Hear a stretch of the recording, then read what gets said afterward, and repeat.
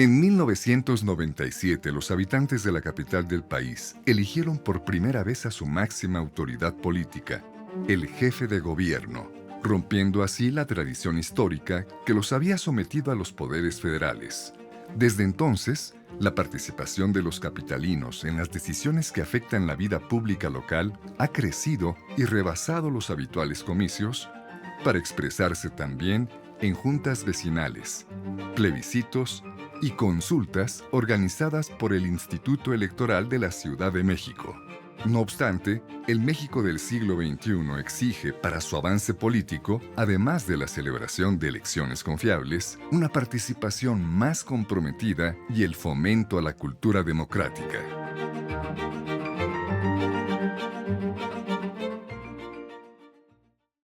Desde fecha tan remota como 1824, el Congreso Constituyente impidió a los habitantes de la Ciudad de México elegir de manera directa a su propio gobernador. Muchas voces en el Congreso de 24 dijeron que era una ciudad donde estaba acumulado el poder económico y que si tenían derechos políticos se podían revertir en contra de la federación recién creada y que no deberían de tener representación porque eran demasiados intereses políticos, económicos y sociales los que podrían ser incluso elementos nocivos contra la nueva federación que se estaba instituyendo. En tanto sede de los poderes federales, se entendía que el espacio del Distrito Federal era un espacio que no tenía autonomía y por lo tanto tampoco los ciudadanos tenían derecho a elegir a sus propias autoridades. A partir de 1928, con una nueva ley vigente, y a fin de evitar la posible confrontación entre los gobiernos local y federal en el ámbito de una misma ciudad, la capital mexicana fue en los hechos gobernada por el presidente de la República a través de un jefe del departamento del Distrito Federal que sería conocido como regente. Ese territorio, residencia de los poderes federales, era gobernado por el presidente. Incluso por eso surgió en nuestro lenguaje cotidiano la figura del regente. Se le llamaba regente a ese funcionario administrativo, político también, al que el presidente designaba para gobernar la ciudad capital. El tema es que pues esta ciudad estaba acostumbrada a no tener libertades de elección, no tener libertades de quién lo gobernaba o cómo se decidían las leyes. Para 1985, los sismos de aquel año señalaron el comienzo de una nueva época. Por un lado, la sociedad se movilizó para sortear la crisis. Por el otro, las autoridades dejaron ver su incapacidad organizativa y su débil relación con los ciudadanos. El gobierno de la Ciudad de México reaccionó con lentitud a la emergencia y las oposiciones, fundamentalmente de izquierda, empezaron a hacer trabajo con grupos sociales de damnificados, de personas que habían sido afectadas en sus propiedades, en su vida cotidiana por la destrucción que implicó esa magnitud del sismo y empezaron a constituirse organizaciones que ya no cabían en el arreglo corporativo del partido hegemónico. Y ahí está una de las raíces del proceso de democratización. Impulsada por el movimiento surgido a partir de los sismos, la reforma política de 1986 otorgó a los capitalinos un primer órgano de representación, la Asamblea de Representantes. Es la primera vez que los capitalinos votamos por nombrar a unos representantes, pero que no era un congreso. Esos representantes no podían legislar, solamente podían hacer bandos de gobierno, es decir, algo así como lo que hace en un municipio. Recuerdo que las oposiciones plantearon la necesidad de un gobierno propio y al final eso no se dio, pero creo que se dio el primer paso en la dirección correcta, que fue la creación de una asamblea de representantes en la que por primera vez iba a haber un cuerpo colegiado que representara a la diversidad de las fuerzas políticas que habitaban en la Ciudad de México. Entonces, en la Ciudad de México se estableció en la ley la Asamblea de Representantes para darle un primer cauce, digamos, esta energía que se había encontrado en la experiencia del 85. Pese a la importancia de aquella primera asamblea, no sería sino hasta 10 años después, con la reforma electoral de 1996, cuando los capitalinos conquistaron por fin una verdadera representación política. Ahí se estableció que en 1997 por primera vez se iba a elegir al jefe de gobierno y que a partir del año 2000 se iban a elegir también a los jefes delegacionales.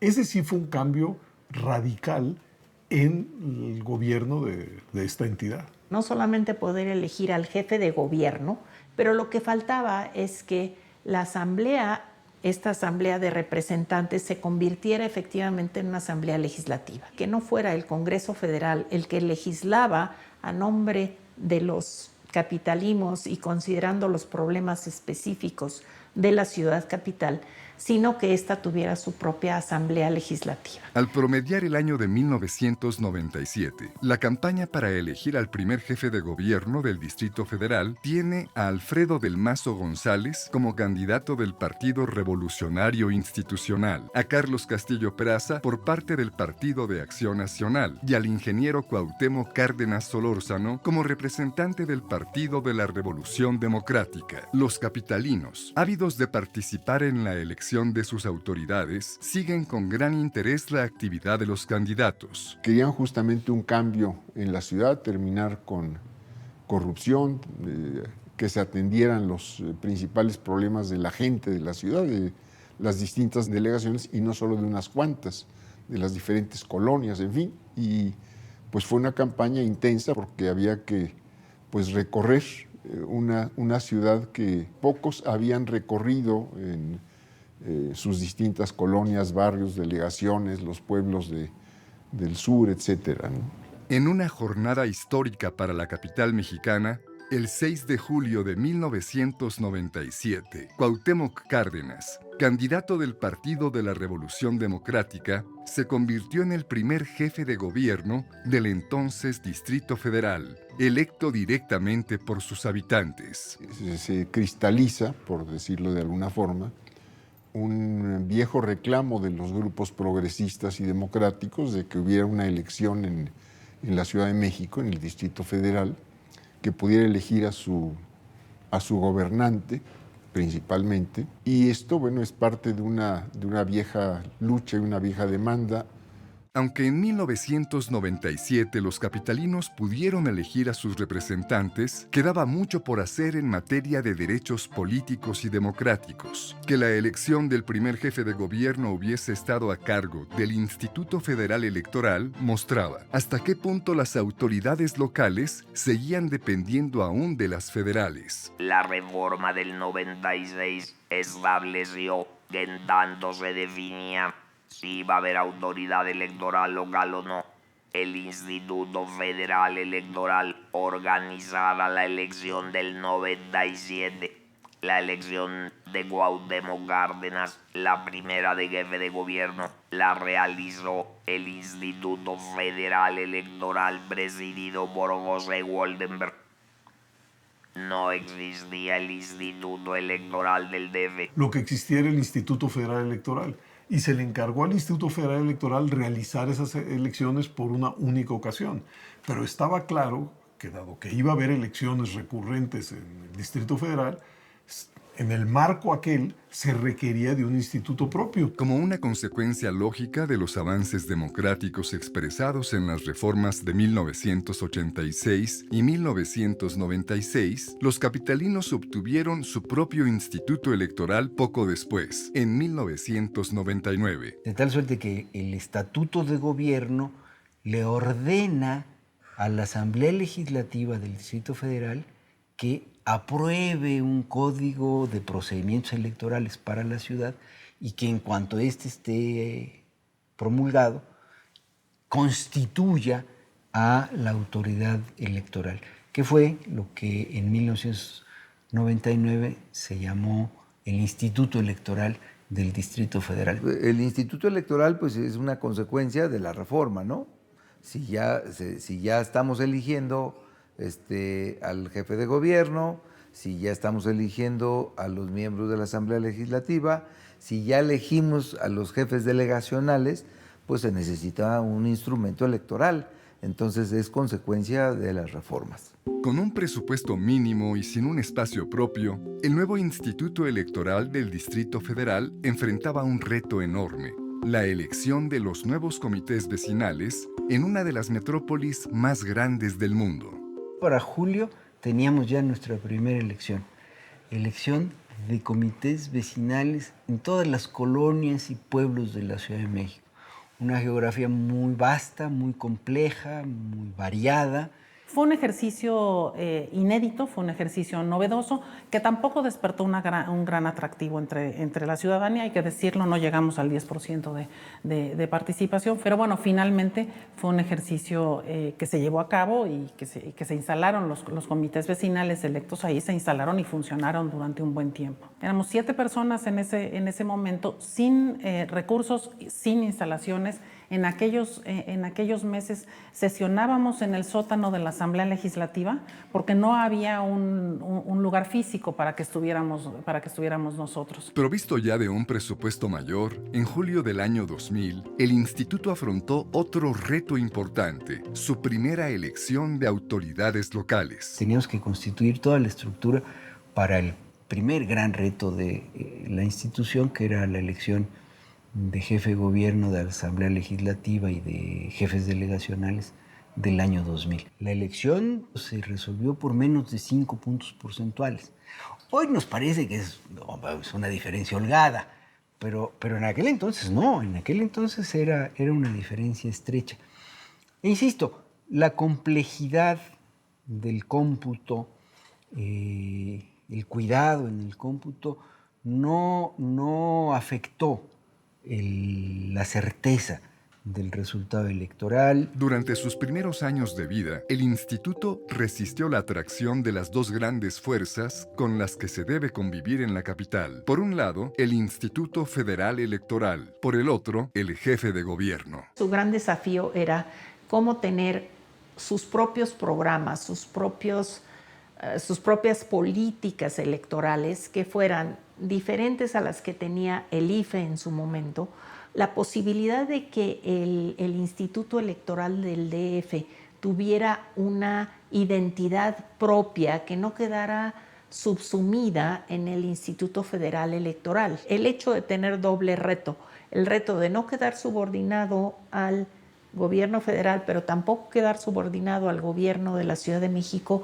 hizo que el Instituto Electoral de la ciudad fuera siempre un instituto que se caracterizara por buenos niveles de autonomía, por consejeros que tenían una trayectoria de conocimiento, de experiencia, de práctica en materia electoral muy clara.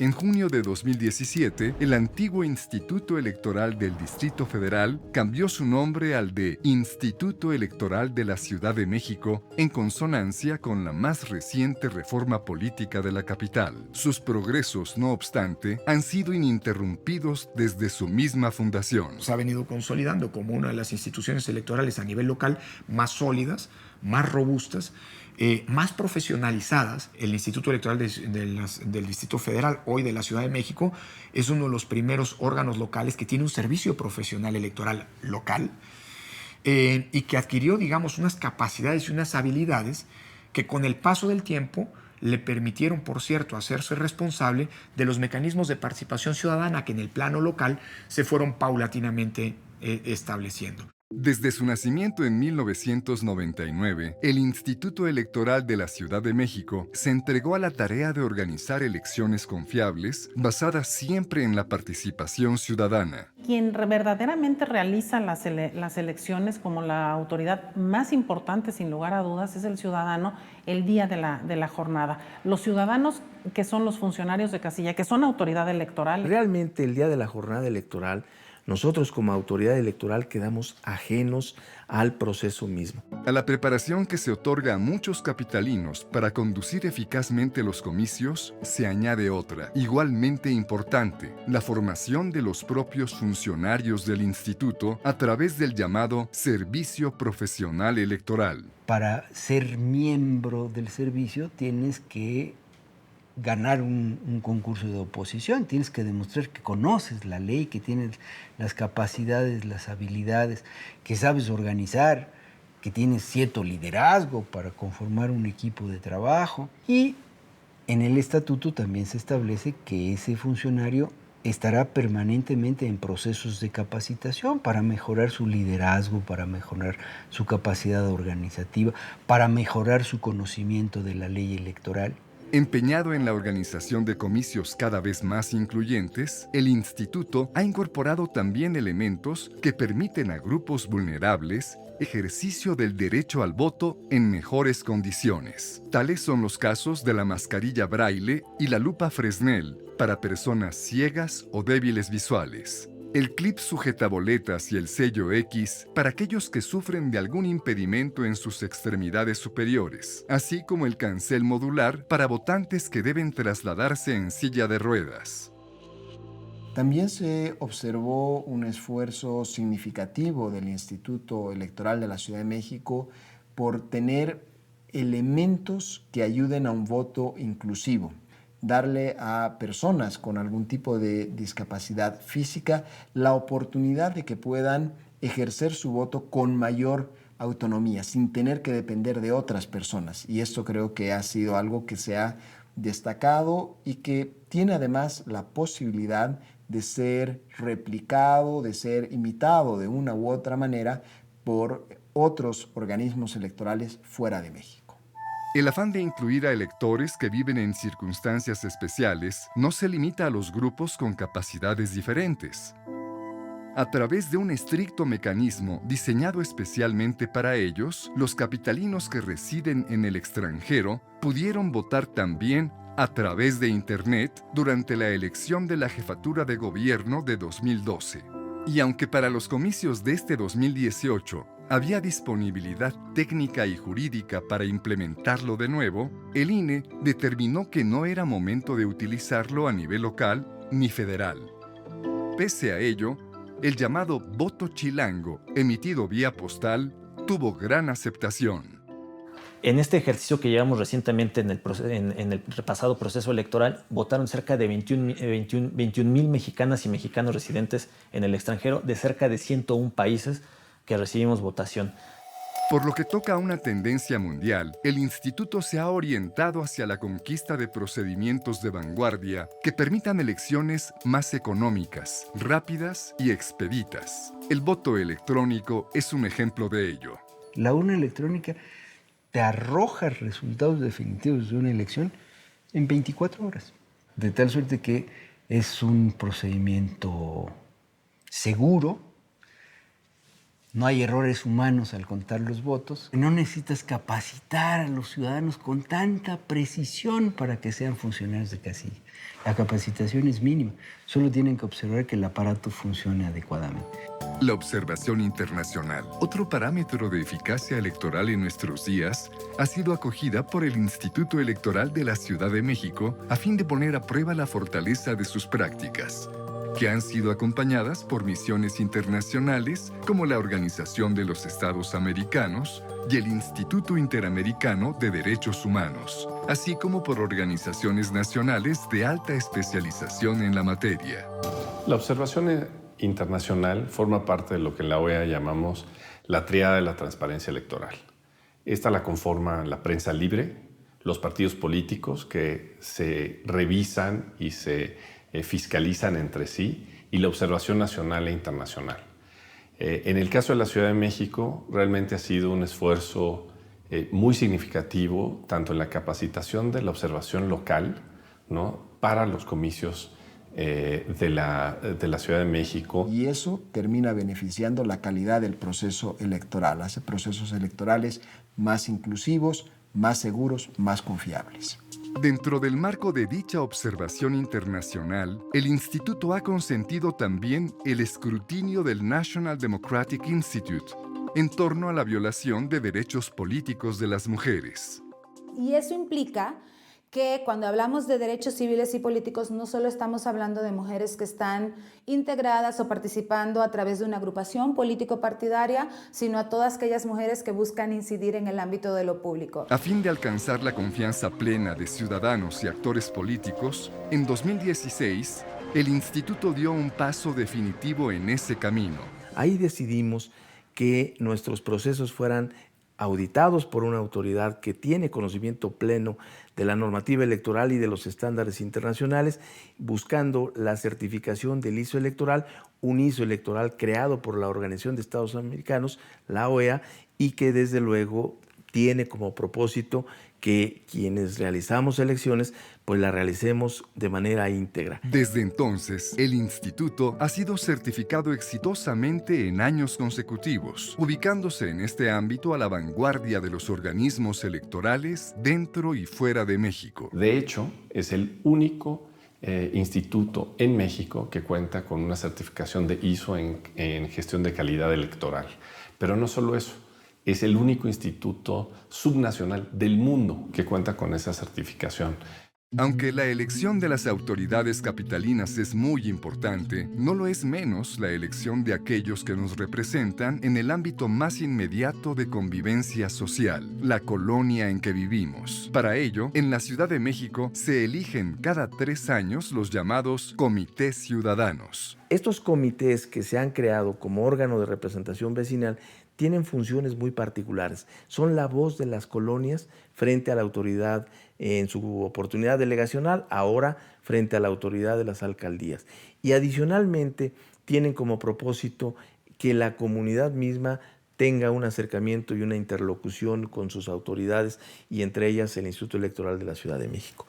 Y nosotros tenemos una responsabilidad, además de llevar a cabo su elección, la de estar pendientes de su trabajo, particularmente de sus asambleas, de todas las determinaciones que tomen, que sean documentadas y que permitan generar un acervo que a todas las ciudadanas y ciudadanos tengan acceso para saber qué hace su comité, en qué acciones se encuentra de alguna manera vinculado. Junto a los comités ciudadanos, los pueblos originarios de la capital eligen también a sus representantes, con el fin de preservar su identidad y sus costumbres. Se trata aquí de núcleos de población muy antiguos, vinculados al territorio capitalino desde tiempos prehispánicos. Todavía hay muchas autoridades tradicionales que se manejan desde los consejos de los pueblos y que para ellos tienen una incidencia realmente llena de tradición, de costumbres, de historia, y de igual manera que con los consejos ciudadanos buscamos dar un acompañamiento a los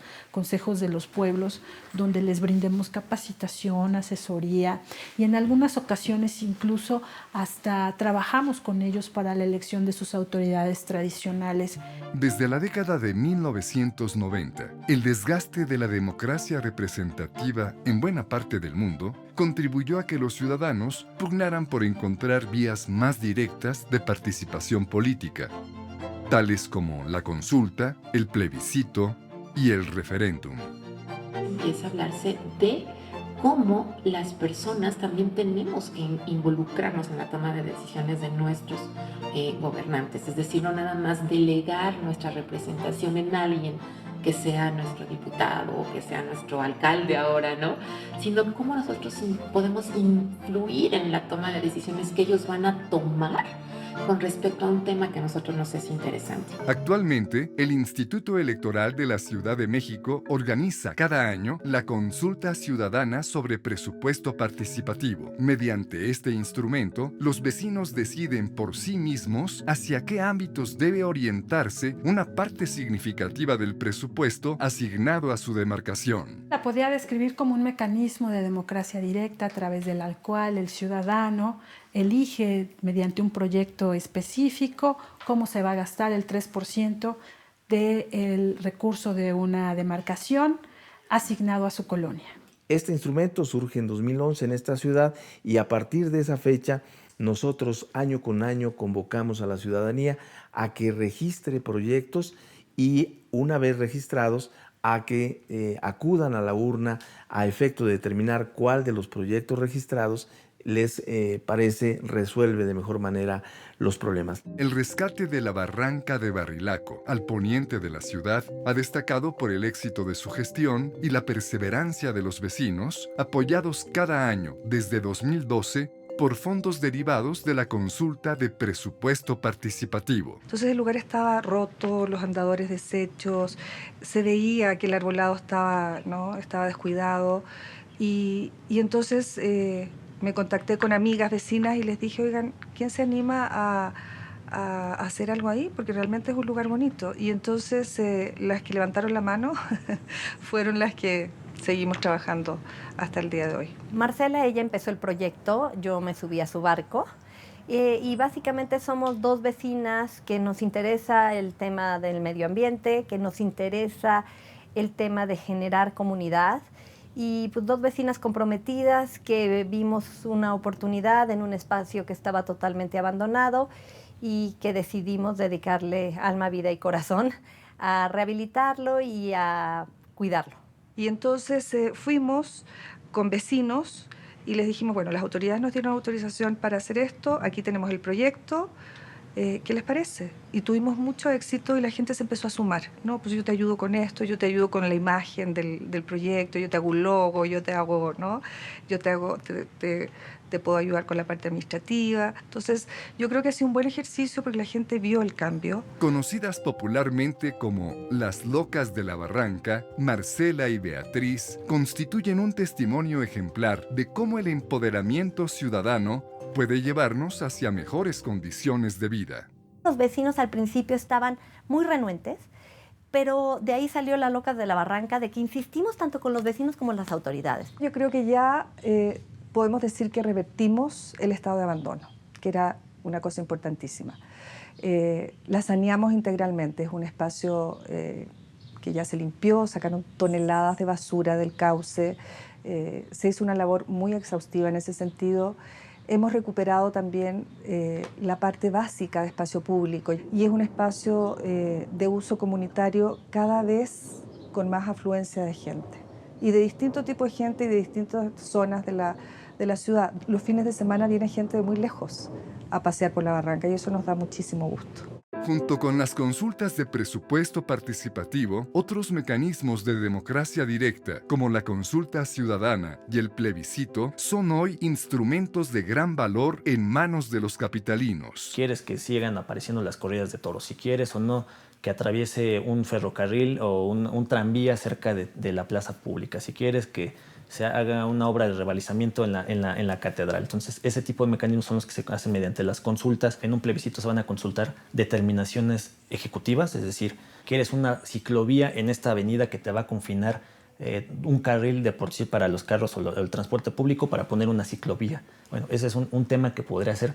perfectamente identificable en el plebiscito. En 2002, durante la administración de Andrés Manuel López Obrador, la jefatura de gobierno convocó a un plebiscito en torno a la construcción de los llamados segundos pisos del anillo periférico en la Ciudad de México.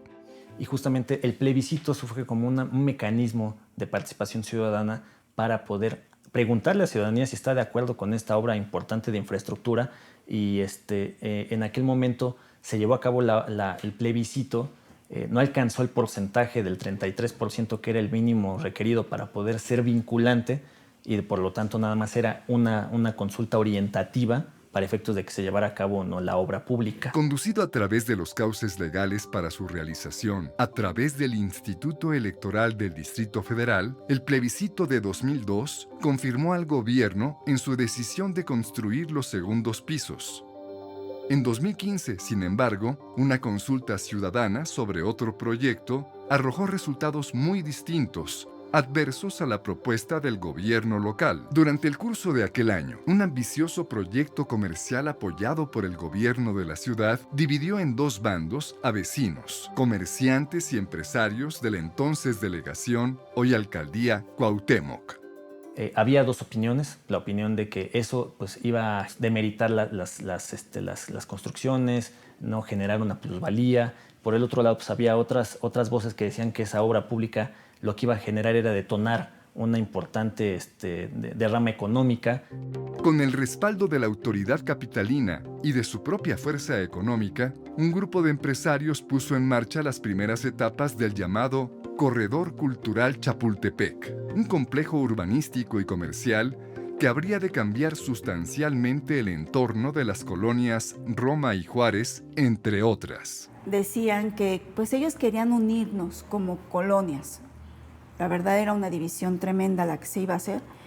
Y cuando empezamos todos a venir a los espacios, caminarlos, ver dónde iban a estar los cruces, dijimos, esto va a ser un caos. Un proyecto de 100 millones de pesos y que no te lo hayan consultado, eso fue lo que creo que a mucha gente le indignó, ¿no? Y por ahí fue el tema.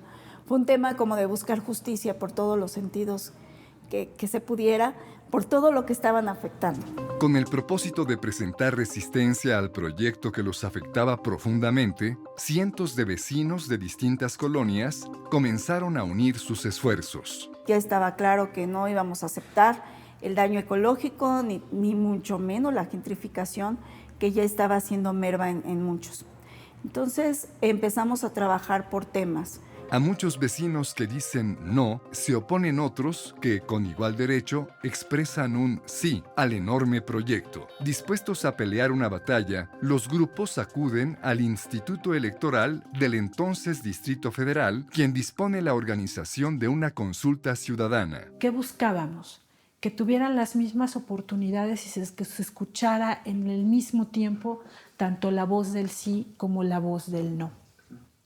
Se buscó que hubiera una máxima publicidad en la información que se estaba generando a través de las dos posiciones. Los del sí hicieron muy buen trabajo, hicieron reuniones en hoteles, hicieron reuniones a puerta cerrada con, pues en este caso con delegados, ahora alcaldes, hicieron su trabajo con los diputados, etcétera. Hicieron también lo que nosotros también buscamos, o sea, todos buscamos a las mismas instancias, a los mismos sectores, buscamos a los mismos vecinos y estábamos en la igualdad de condiciones todos. Y era entendidísimo eso. La noche del 6 de diciembre de 2015, el Instituto Electoral da a conocer ante los medios el resultado de la consulta llevada a cabo en aquella jornada. Sale precisamente Carlos González a dar los resultados y nos dice que 14,201 votos es por el no y 7,893 es por el sí. Pues estábamos más que felices, ¿no? Saber que este esfuerzo que se hizo en una comunidad tan pequeña, en principio, pues no queriendo que nos vinieran a quitar esa movilidad, pero además a no contaminarnos, no romper el tejido social que ya teníamos construido. Nos sentíamos que había sido un buen ejercicio la consulta, por supuesto que lo fue. Sometido a una gran presión, derivada del recelo hacia la influencia del poder político y empresarial, el Instituto Electoral Capitalino es también, por su imparcialidad, un merecido vencedor en la contienda. Para nosotros fue una gran satisfacción demostrarle a la ciudadanía que es un órgano profesional, es un órgano autónomo, es un órgano que lo único que realiza es la administración de procesos electorales con los más altos estándares de calidad a nivel internacional. Aunque en ciertos aspectos la participación ciudadana muestra signos alentadores, aún hay mucho que hacer para alcanzar estándares aceptables en esta materia. Cuando me refiero a que hay poca participación, estoy hablando en serio de poca participación. Yo te puedo decir que la participación oscila entre el 2 y el 3%. Es nada, nada en una ciudad como la Ciudad de México. A fin de incrementar la participación de los capitalinos en los asuntos de su comunidad, es necesaria una formación cívica adecuada que los conduzca a interesarse en ellos. No nada más es invitarlos a participar, es más bien informarles sobre sus derechos. Yo creo que tiene que haber un paso previo.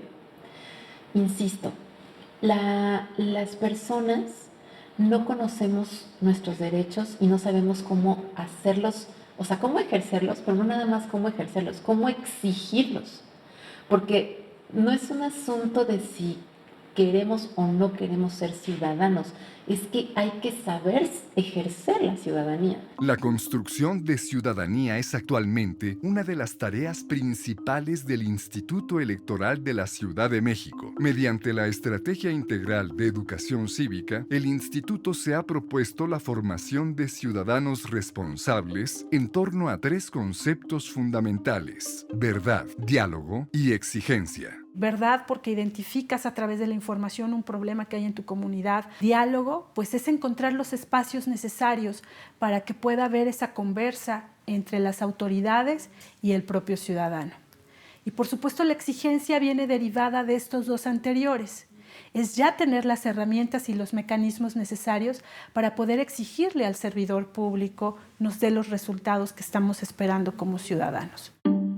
A través de talleres, foros, concursos y otras plataformas, el instituto ha encauzado la inquietud de una gran cantidad de niños y jóvenes entre los 9 y 29 años, fomentando en ellos las virtudes de la convivencia, el respeto y el debate informado. Tal es el caso de los concursos juveniles de deliberación pública. En el concurso de deliberación pública, a ti te dan ciertos temas que tienes que reflexionar y concientizar, y tienes que investigar ambas posturas para ser constructivo y crítico en ellas para llegar a una solución de ese problema. Y en este no tienes que convencer totalmente al jurado, sino que tienes que expresar bien tus ideas y tienes que generar una manera crítica de pensar. Para poder participar se debe de investigar y de leer mucho. Y no cerrarse solo a un ámbito, a una materia, sino que se debe de ahondar en materia cultural, educativa, científica, tecnológica, en materia de salud, en materia jurídica, en materia política, económica, o inclusive también en artes. La asignación de posiciones que los jóvenes deben defender y que no necesariamente son las propias, hacen del concurso un excelente ejercicio democrático. Es importante porque entiendes que es una concepción de realidad distinta a la que tú tenías y que tienes que aceptar que hay otras percepciones de otro tipo de personas, porque si caemos en la arrogancia nunca nos vamos a poder poner de acuerdo en muchas cosas. ¿Qué pasaría entonces con la otra parte? ¿Qué es lo que le está afectando y qué cosas hay que yo no he visto, que yo no he tomado en cuenta de la otra postura? Entonces, precisamente el poder analizar ambas posturas permite llegar a una síntesis en la que se pueden tomar pues las mejores propuestas. Para el propósito de comunicarse con niños y jóvenes en su propio lenguaje, el aprovechamiento de las plataformas digitales resulta esencial, como puede verse en Ciudad que Ve. Esta es una plataforma multidimensional a través de la cual nosotros buscamos transmitirle a los niños y a los jóvenes qué es la democracia, qué es la educación cívica, qué es la cultura democrática y que ellos lo conozcan a su nivel. Es una plataforma creada por niños, supervisada por niños, para que sean niños nuestros usuarios y jóvenes y personas jóvenes también. Para los más pequeños, la Ludoteca Cívica Infantil, o LUCI, constituye asimismo una excelente forma de emprender tempranamente el camino hacia una convivencia con respeto y responsabilidad. A través de juegos, de distintos juegos, les inculcaban o trataban de inculcarles, les transmitían los valores de la democracia, el diálogo, la justicia, la certeza, el respeto. Esto lo vivían ellos en carne propia y lo hacían suyo. Cuando yo llegué a platicar con ellos, le dije, ¿qué tal que han hecho? Dice, estuvo muy divertido esto, nos gustó mucho, nos enseñaron a democrar. Entonces le dije, ¿cómo sí? ¿A democrar? Dije, claro, es que la democracia debería de ser un verbo, justamente a vivir en democracia, ¿no? Entonces, respetar al que es diferente. El Instituto Electoral de la Ciudad de México ha cumplido, a lo largo de 2 décadas, con la tarea de organizar elecciones en la capital del país.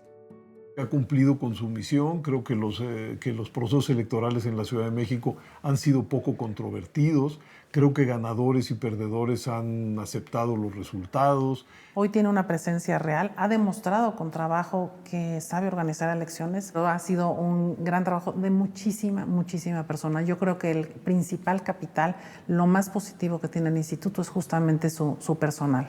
No obstante su buen desempeño, el mundo moderno exige ya de los órganos electorales mucho más que certidumbre en los comicios. Se trata ahora de reducir costos económicos y ambientales y de organizar elecciones más rápidas y sencillas. Para ello, la aplicación de tecnología de vanguardia resulta indispensable. La tecnología en materia electoral no se reduce o se resume al voto electrónico, que es probablemente una de sus facetas más conocidas. Esto incluye también el manejo de los padrones, de los listados nominales de los ciudadanos. Algunos países tienen ya un registro biométrico, pero incluye también la capacidad para poder transmitir los resultados de una manera muy rápida en la jornada electoral, cuando han cerrado las casillas de votación. Todo esto es posible gracias a herramientas tecnológicas que van mejorando, van progresando y van dándole certeza a la elección.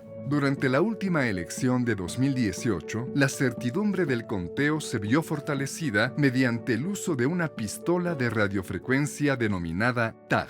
Espérenme, la casilla 3485 básica está incompleta porque la documentación que debería de ir aquí se encuentra en el paquete federal, pero la tenemos perfectamente identificada y está en la casilla número tal y la vamos a recuperar mediante un sistema de protocolo. Entonces, lo que hace el TAG es precisamente generar condiciones de certeza para que sin abrir el paquete electoral se pueda identificar si un paquete estaba perfectamente integrado o se encontraba con alguna información en otro paquete electoral. Por lo que respecta a la participación, si los capitalinos muestran hoy una disposición creciente a emitir su voto en los comicios de mayor trascendencia, el reto de todos es prolongar esta actividad democrática en nuestro día a día. Porque el tema de la ciudadanía va más allá de solamente estar emitiendo el sufragio. Nosotros, como ciudadanos, tenemos la necesidad, la obligación de estar pendiente de cómo es que avanza nuestra ciudad y cómo es que esas autoridades que nosotros decidimos están cumpliendo. Yo creo que la participación ciudadana en países como el nuestro, en que tenemos serios casos de mala administración, falta de presupuesto, corrupción y un montón de problemas, es un ambiente propicio para que entre el privado, el vecino, a una función subsidiaria. Y esa sinergia público-privada, la autoridad la recibe muy bien. O sea, entiende, ok, yo no lo estoy haciendo, tú me vienes a ofrecer ayudarme, entonces te ayudo yo a ti. Y es un ejercicio de ganar-ganar, ¿eh? Creo que la perspectiva que como ciudadanía tenemos es la de una mayor participación, una participación efectiva que permita alcanzar los objetivos de vivir en una sociedad sin duda con altos estándares de calidad de vida.